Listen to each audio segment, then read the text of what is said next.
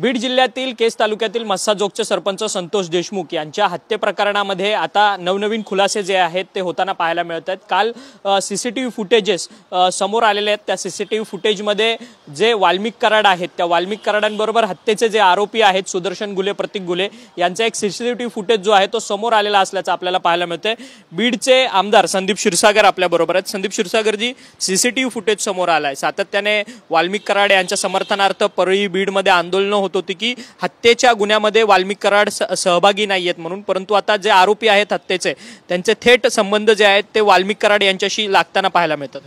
मी पहिल्या दिवशीपासून जे काही सभागृहामध्ये मांडलं ही वस्तुस्थितीच मांडली होती आणि पहिल्या दिवशीपासून सांगतोय की ह्याचं मास्टर माइंड हा वाल्मिक कराड आहे। तुम्ही मोबाईलचे CDR तपासले किंवा आता ते CCTV फुटेज जे समोर येतात हे तुम्हाला पूर्णपणे क्लिअर ती फ्रेममध्ये तिथे दिसतंय। कोण का खंडणीच्या गुन्ह्यामुळेच तुमचा हा गुन्हा झालाय, हे डायरेक्ट कनेक्शन आहे ते।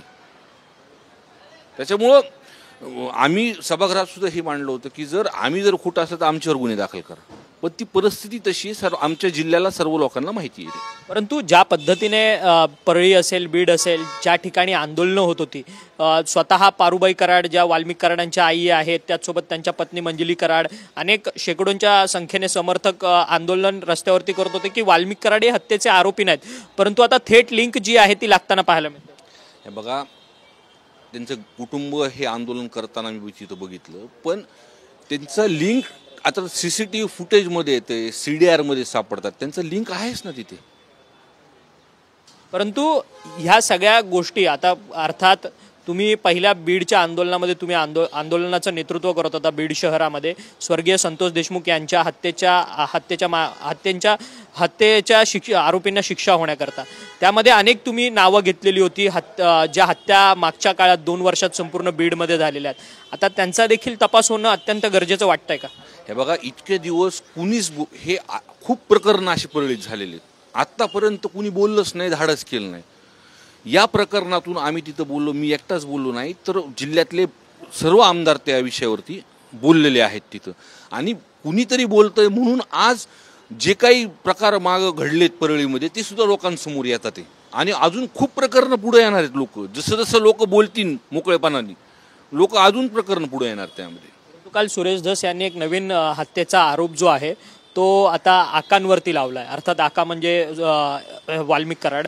महादेव मुंडे यांचा परळीमध्ये गेल्या एका वर्षापूर्वी मृत्यू झालेला होता, त्यामध्ये तुमच्या पक्षाचे जे राजेभाऊ फड आहेत त्यांना गुंतवण्याचा, नाहक त्रास देण्याचा आणि त्यांना गुंतवण्याचा प्रयत्न जो आहे तो करण्यात येत होता, असा एक दावा सुरेश धसांनी केला। हे बघा, वाल्मिक कराड काही एवढं मोठा नाहीये, मी जे सुरुवातीपासून सांगतोय त्यांना संरक्षण हे, आणि त्यांनीच बोलताना सांगितलं की ते माझ्या निकटवर्ती आहे, त्यांना संरक्षण हे मंत्रिपदाचं भेटतंय। म्हणून ह्या सर्व प्रकरणामध्ये जे काही धसांना बोलले असतील ते वस्तुस्थिती आहे ती विषय। परंतु आता जे आरोपी आहेत जवळपास 8 आरोपी यामध्ये सगळ्या हत्येच्या संदर्भात झालेले आहेत, या आरोपींना एक स्पेशल ट्रीटमेंट जी आहे ती तुरुंगात देखील मिळते असा दावा अंजली दमानियांकडनं केला जातो। त्यांनी असा दावा केला आहे की आर्थर रोड जेलमध्ये हे सगळे आरोपी आणले पाहिजे म्हणून।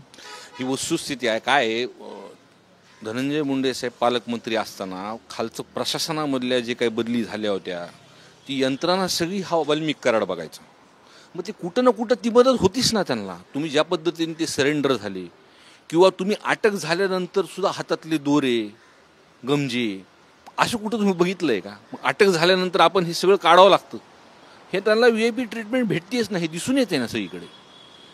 बीड जिल्ह्याचं पालकत्व अजित पवारांकडे गेले, आज तुम्ही सकाळीच भेट घेतली, अजित पवारांबरोबर काय चर्चा केली? कारण की बीड जिल्ह्यामधलं वाढते गुन्हेगारी असेल या सगळ्या संदर्भात काही चर्चा झाली?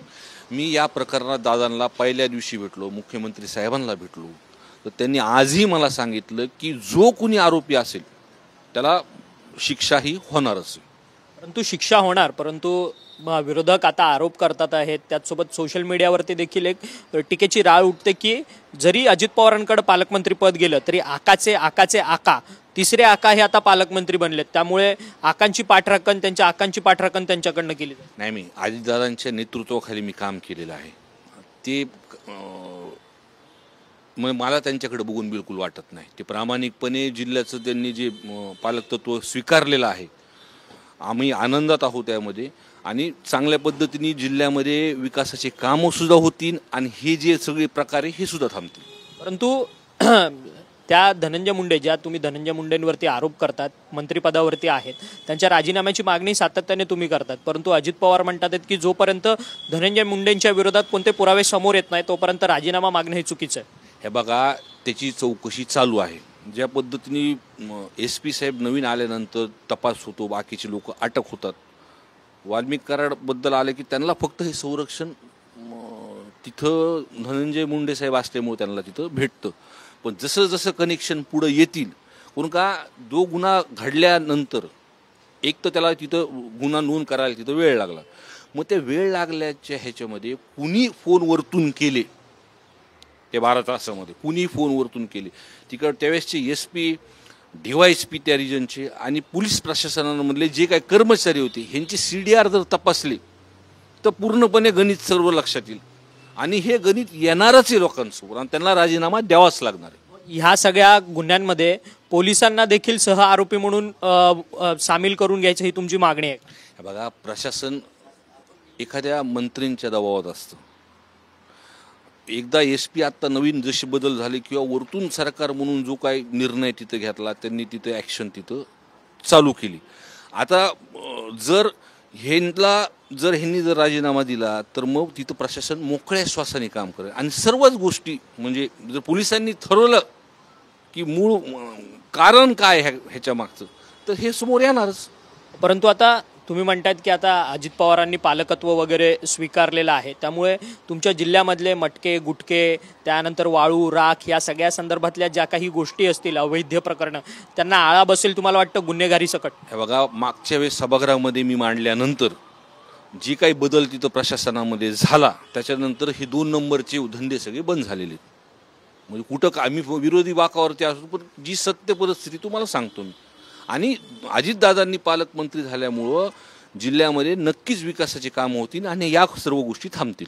हार्वेस्टर घोटाळा असेल, पीक विमा घोटाळा असेल, त्यानंतर हे मटके, गुटके, राख, वाळू या सगळ्या ज्या काही गोष्टी आहेत त्या सगळ्या लिंक ज्या आहेत त्या धनंजय मुंडे यांच्यापर्यंत लागतात असा पत्रकारांचा आरोप नाही तर तुमचे निकटवर्तीय मित्र असलेले सुरेश दसांचा आरोप आहे. तर पीक विमा झाला आणि पीक विमाचा घोटाळा झाला हे मान्य देखील कृषी मंत्र्यांनी केलेलं आहे. तो पीक विमाच्या घोटाळ्याला माजी कृषी मंत्री कारणीभूत आहे? अहो, मी पहिलेही तुम्हाला बोलताना सांगितलं की वाल्मिक कराड मोठा नाही आहे. हे मंत्री असल्यामुळे सगळे अधिकार त्यांना, पण ताकद त्यांची आहे. म्हणजे हे सर्व गोष्टीला ते बाग आहेत. जसं ते हार्वेस्टर ह्याच्यामध्ये ते शेतकरी स्वतः बोललेत ना, मी बोलत नाही.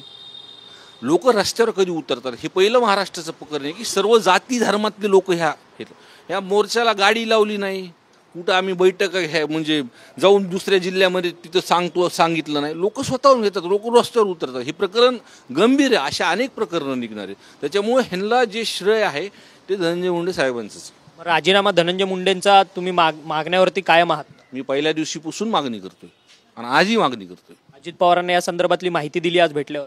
मी सर्व प्रकरणातलं सांगितलं. मला त्यांनी एकच सांगितलं की या प्रकरणात जो कोणी असेल त्याला शिक्षा होणार.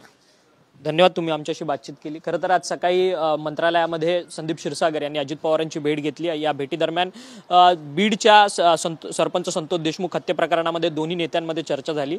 अजित पवारांनी संदीप क्षीरसागरांना आश्वासन दिले की या प्रकरणामध्ये जो कोणी दोषी असेल त्यांना योग्य ती शिक्षा जी आहे ती मिळेल, मी कोणाची पाठराखण करणार नाही असं जे वचन जे आहे ते संदीप क्षीरसागरांना अजित पवार राज्याचे उपमुख्यमंत्री यांनी दिलेलं आहे. व्हिडिओ जर्नलिस्ट हरीश नेगीसह अक्षय मंकणे, TV9 मराठी, मुंबई.